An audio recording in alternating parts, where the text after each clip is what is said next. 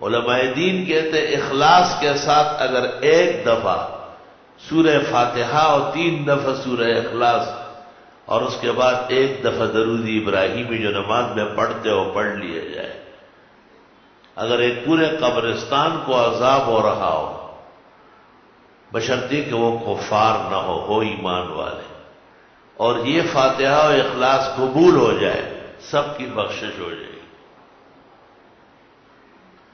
تاریخ بغداد میں لکھا ہے کہ ایک دفعہ بغداد کا قبرستان دیکھا گیا کہ تمام مردے سجے ہوئے ہیں اور سب دولے بنے ہوئے ہیں، اور ہر قبر میں قندیل روشن ہے، اور اعلیٰ نعمتوں کا، خوشیوں کا، اور خداوند تعالیٰ کے طرف سے جو جنتی خوراک ملتے ہیں، پھل اور پھول ان کے لدے ہوئے انبار خانے بھرے ہوئے ہیں۔ تو وہ کامل آدمی جس کے مکاشفے میں بغداد کا قبرستان ہے، اس سے پوچھا کہ حساب کتاب ہو گیا اور آپ لوگ جنت پہنچ گئے، یہ جنت کے مناظر ہیں؟ انہوں نے کہا نہیں، یہاں سے امام احمد ابن حنبل گزر رہے تھے، انہوں نے رک کر کے سورہ فاتحہ اور سورہ اخلاص پڑھ کے بخشا ہے، اب یہ اس کے انعام و اکرام پڑھ رہے ہیں۔ چنانچہ اس عاجز اور فقیر نے ایک شخص کو دیکھا ہے جس میں کوئی خیر نہیں تھی، بہت ہی زیادہ تکلیفیں پہنچاتا تھا لوگوں کو، اور بڑا طاقت والا تھا، بہت زوراور تھا، اور کمزوروں کو اور غریبوں کو نقصانات پہنچاتا تھا۔ لیکن اس میں ایک عجیب صفت تھی کہ وہ عالموں کا اور طالب علموں کا بہت قدردان تھا۔ یہاں سے 300 میل دور پتہ چلا کہ ایک طالب کو کسی نے مارا ہے، یہاں سے پستول بندوق لے کے وہاں بدلہ لینے جاتا تھا اور کہتا تھا عالم اور طالب یہ نبی کی جماعت ہے، بس۔ تو میں نے ایک دن سوچا کہ یار وہ ایسا دیکھ کے کہتا تھا اچھا آپ ماشاءاللہ کتابیں پڑھ رہے ہیں، عالم دین بن جائیں گے اور دیوبندی عالم ہوں گے، وہ ایسا ہو ایسا، تو بڑا خوش ہوتا تھا، جیسے ماں باپ خوش ہوتے ہیں اس طرح وہ طالب علم کو دیکھ کے عجیب عجیب خوشی ظاہر کرتا تھا۔ تو میرے دل میں آیا کہ اس کو بخشانے کی کوشش کروں۔ اللہ اکبر۔ میں نے طالب علموں سے قرآن شریف پڑھوایا، ایک دفعہ، دوبارہ سے 12، خود بیٹھتا تھا اور دیکھتا تھا کہ یہ پڑھ بھی رہے ہیں نہیں۔ قرآن شریف کے سپارے 30 ایک مجلس میں پڑھے جائے صحیح طرح دل سے اخلاص۔ ایک تو یہ کہ آپ قرآن خوانی کرتے ہیں، وہ آپ کی قرآن خوانی میری سمجھ سے باہر ہے، ایسی قرآن خوانی نہیں ہوتی۔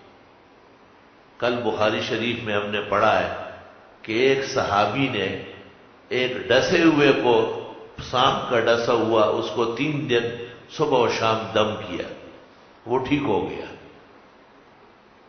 تو اس نے ان کو کہا کہ کیا پیش کرے؟ انہوں نے کہا ایک ریوڑ دینا ہوگا۔ انہوں نے 120 بھیڑ بکریوں پر مشتمل ایک ریوڑ ان کے حوالے کی۔ آپ تو ابھی تک یہ سوچ رہے کہ جائز بھی ہے، نہیں، آپ کی شریعت کوئی اور ہے۔ شریعت سیدھی ہوتی ہے آپ کی تو بخاری شریف سن کے عقل آ جاتی ہے کہ کتنی بڑی کتاب میں یہ مسئلہ لکھا ہے۔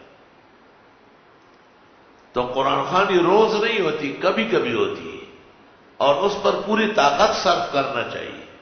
قرآن خوانی کر لیتے ہیں، طالب علم جا کے پڑھ لیتے ہیں، وہ پھر یہاں آ کے باورچی خانے میں کھانا کھاتے ہیں، یہ قرآن خوانی نہیں کرائی، یہ اپنے آپ کی تباہی کی دعا کروائی، اللہ کے عذاب کو چھیڑا ہے۔ طالب علم تو وہاں سے آئے اور 2 دن تک کھانا نہ کھائے اور ان کی جیبیں بھری ہوئی ہو، اور کئی قسم، یہ سب کام انسانوں کے کرنے کا ہے۔ میں ممبر پر بیٹھ کر 22 لاؤڈ اسپیکر چل رہا ہے اور کہہ رہا ہوں کہ یہ اصل دین ہے، اس کے خلاف سارا ڈھکوسلا ہے اور قرآن والوں کو بدنام کرنے کی شرارت ہے۔ تو وہ جب بہت سارے بھیڑ بکری لایا، ساتھیوں نے کہا اخذتا علی کتاب اللہ اجرا، قرآن شریف پر چیزیں لے لی آپ نے؟ اس نے کہا بس یہ مل گئی ہے سب۔ مدینہ منورہ پہنچے، رسول اللہ صلی اللہ علیہ وسلم سے عرض کیا، آپ بہت زیادہ خوش ہوئے۔ آپ نے کہا کون سی سورت پڑھی؟ کا سورہ فاتحہ۔ آپ نے کہا یہ ہر بیماری کا شفا و علاج۔ فرمایا سب ساتھیوں میں بانٹو اور مجھے بھی میرا حصہ دے دو۔ بخاری، مسلم، ترمذی، ابو داؤد، تمام کتابیں پڑھی۔ اس لیے ہمارے ایک ڈاکٹر صاحب ہیں، وہ کہتے ہیں عوام جو قرآن خوانی کرتے ہیں بجائے فائدے کے نقصان اٹھاتے ہیں، نہ احترام جانتے ہیں اور نہ کرتے ہیں۔ بخاری میں یہاں تک ثابت ہے کہ تمام قافلے کو وہ دودھ پلاتے تھے جب تک یہ لوگ وہاں ٹھہرے تھے۔ تو میں طالب علموں کو کہتا ہوں کہ قرآن خوانی کے دوران طالب علموں کو دودھ ٹھنڈا کر کے پلانا یہ بخاری سے ثابت ہو رہا ہے، سنت طریقہ ہے۔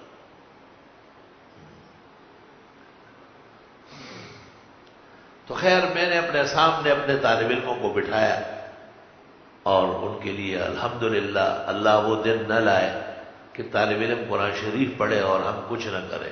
سب سے پہلے انتظام کرتے، پھر ان کو کہتے کہ آپ بیٹھ کے ذرا ہمارے کسی مردے کے لیے دعا کر۔ یہ طریقہ ہوتا تھا الحمدللہ۔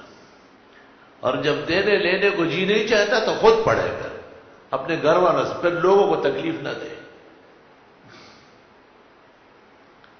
چنانچہ ایک بہت بڑا آدمی 37 میلوں کا مالک، وہ یہاں کے دور حدیث کے طلباء کو لے جاتا تھا بڑے اعزاز و اکرام سے، سال میں 2-3 دفعہ۔ اس دن اپنے بیٹے، پوتے، نواسے، بھتیجے، بھانجے سب کو لائن پہ کھڑا کرتا تھا ایسا، کہا ہاتھ دھلاؤ طالب علموں کا، تو تولیہ پکڑ، کھانا لگواؤ، قسم قسم کے کھانے۔ کہتے آج ان کے دفتر، سکول، کالج سب بند کیے گئے، نہیں جانا ہے، قرآن شریف پڑھا جا رہا ہے۔ پھر جب طالب علم رخصت ہوتے تھے تو ان کے کسی ذمہ دار کو پیسے دیتے تھے کہ ان کو 2-2، 3-3 ہزار روپے دے دیں۔ وہ بہترین وقت ان کا گزرا اور جس طرح وہ چاہتے تھے اس طرح ہی ہوتا تھا۔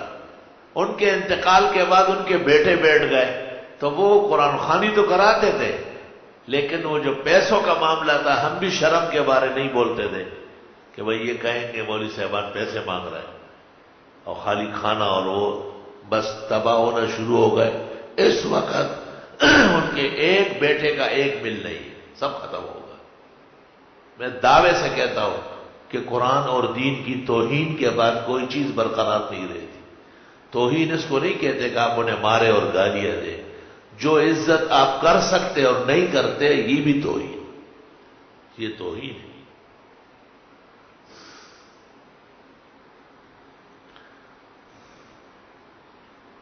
اس لیے قدیم زمانے میں آپ کو یاد ہوگا نیک لوگوں کو، پاک لوگوں کو لوگ بٹھاتے تھے کہ آپ قرآن شریف ہمارے ساتھ پڑھیں، ہمارے والد کو، والدہ کو بخشے۔ اب تو پتہ نہیں جنابت کا غسل بھی کیا ہے یا نہیں۔ ایک یہاں سپارہ پکڑا ہوا تھا، تیجے میں آیا ہوا تھا، تو میں نے کہا یہ سپارہ تو الٹا پکڑا ہے۔ کہا اچھا۔ میں نے اس کے ہاتھ سے سپارے لیے اور وہ جن کی ماں مری تھی، میں نے کہا یہ بخشانے کا قابل ہے جس نے سرے سے وضو نہیں کیا ہے۔ تو وہ کہتے ہیں کہ قرآن شریف کے لیے وضو ضروری ہے، اس لیے ان کے تیجے ویجے چہلم یہ سب مردار افعال ہیں، ان میں کوئی نور اور روشنی نہیں۔ نور اور روشنی تو نور والے لوگوں سے کرانا ہوگا، جن کی زندگی روشن کتاب ہے، جنہیں اللہ نے کتاب، علم اور دین کی شان دی ہے۔ ہم باقاعدہ طالب علموں سے پوچھتے کون سے وقت میں آپ فرصت، ہمارے شاگرد ہمارے یہاں ٹھہرے، کس وقت مناسب ہوگا کہ آپ لوگ بہت خوش ہوں گے؟ جی عشاء کے بعد۔ ٹھیک ہے، اچھا ہے عشاء کے بعد۔ اچھا بھائی کیا آپ کے لیے؟ او جی حلوہ پکوائے۔ اچھا جی، حلوہ تو مولوی کی جان ہے۔ اور بھی کوئی چیز؟ جی ٹھنڈا شربت بھی ہو۔ اچھا جی، یہ سب ہو گیا، بس ٹھیک ہے جی ٹھیک. اب اس کے باوجود 500-500 ہزار روپے یہ تقسیم ہونا چاہیے. اس کے بعد جو معاملہ ہو اللہ جو کا تو عطا فرما.